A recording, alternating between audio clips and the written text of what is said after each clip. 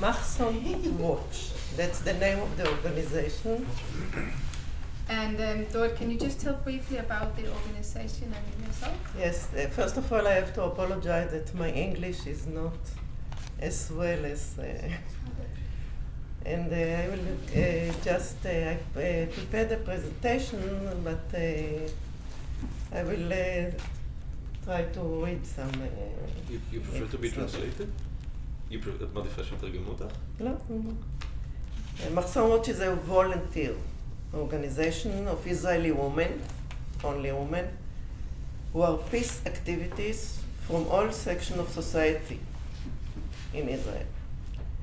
We oppose the occupation in the occupied Palestinian territory, and we oppose the appropriation of Palestinian land and the denial of Palestinian human rights. In our logo, it's written, Women Against Occupation and for Human Rights. That is the logo of the organization. What we do, we document what we see and what is reported in us by local Palestinians. Throughout our observation, reports, film, photographies, and tours, we aim to influence the public opinions in Israel and throughout the world by recording and documenting the impossible condition faced by the Palestinians under Israeli occupation. And can you tell us why are you doing this? What motivates you to do that work? What motivates me? Yes. First of all, I always, during all my life, I was a politician from the left side of the Israeli politics. I always was involved in politics, but I used to go to any demonstration. Next year it will be 50 years of occupation. So I think that since 1974, when I was a student in the Hebrew University, I started to understand the problem of the occupation. But I used only go to demonstrate against it. And one day I read in the newspaper about those women who started to go to point to see the checkpoints, what is going on. And there was one word that made me I said, okay, this is what I should do, the humiliation. The humiliation of the Palestinian human beings. And that's I want to read a report from the beginning of Machsom Watch. So it's a testimonial of one of the testimony, women. it's a very literature one of our. I remember how once a woman from Aram was not permitted to cross the Calandia checkpoint to go home. There was nothing exceptional about this. All checkpoints throughout the occupation, the occupied West Bank, prevent Palestinians from moving freely through them in their own lands, unless they meet some criteria or others set by the occupation forces. The official reason, if there was one, is not really important.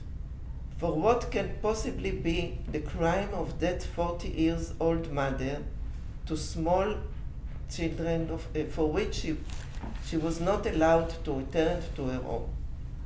Of course, she had not done anything, not even with the occupier perception of a resistance to oppression as criminal.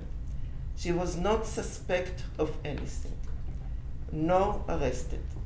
They just didn't let her through, because she is a Palestinian, because they can, and because harassing the Palestinian people is undoubtedly one of the purposes of the Israeli occupation. We were present then. women of the occupation nation, free to move around without any obstacle, prevention or geography, because we are of the right race.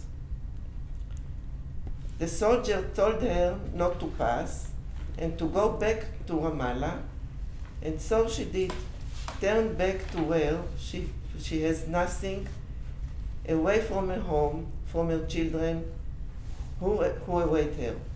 And we asked, and she told us that it's forbidden, that she is not allowed, and that her children are small, and that she doesn't know what to do, and why they won't let her through, and that she is concerned, and that they are waiting for her, and there is no phone, and they are small. I will continue. She told, and we nodded, and our hearts trembled, and even this was from the privileged place that does not allow for full empathy with the situation which is inaccessible to us, to which we do not belong, in spite of our views.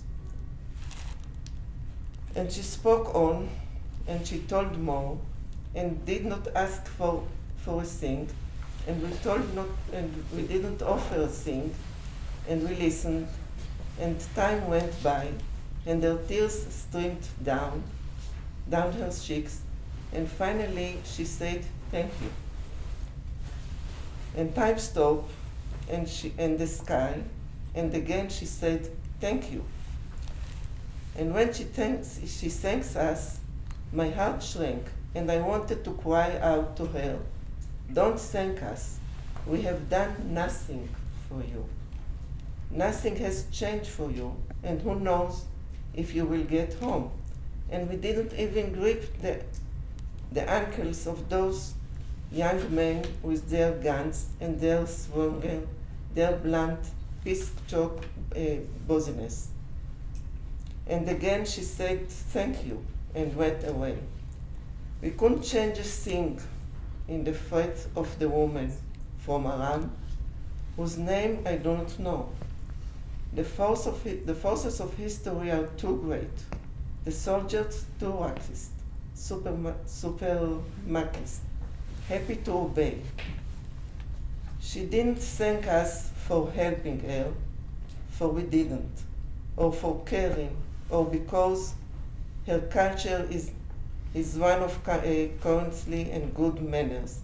I think she thanked us because she saw in our faces that we had seen her and didn't repel her.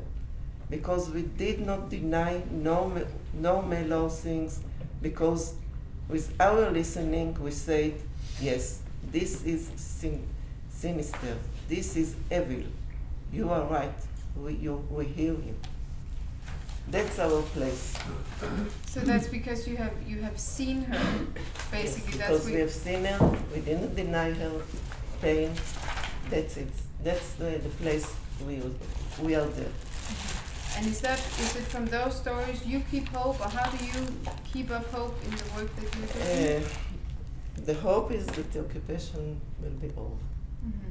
That is the only hope, that there will be any solution for this situation. Again, the humility of human, that's what caused me to join this organization. Okay. Thank you. Fortunately, we have to finish.